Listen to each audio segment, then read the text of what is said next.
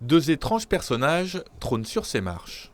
Alors voilà Claude, le père de Claire, qui est un fantôme qui va hanter les lieux.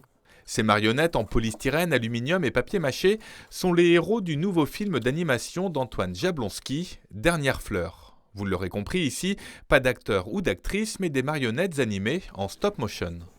Mon travail, c'est de donner vie à la marionnette, image par image. Ce qui veut dire que par exemple, si je fais un mouvement de sourcil, je vais décaler un tout petit peu comme ça, prendre une photo, un peu plus, une photo, et à la fin, j'aurai un mouvement de sourcil comme ça. Un travail long et délicat. Pour 8 minutes de film, plus de 10 000 photos vont s'enchaîner. On essaie de faire le point sur Claire, sur ses yeux. Un procédé qu'a voulu expérimenter Antoine pour faire revivre l'ancienne exploitation horticole de son grand-père.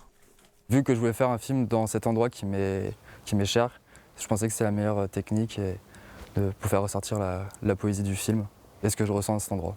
Un film poétique et atypique. D'ordinaire, le stop-motion est réalisé en studio avec des personnages miniatures.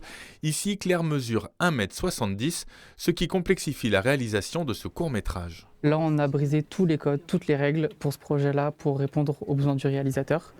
Et c'est très compliqué à financer et à trouver des gens qui nous font confiance, parce que vu que c'est inédit, les gens ont des doutes, et nous-mêmes on avait des doutes au début, et quand on a vu les premières images et les essais, on s'est dit que ça pouvait le faire.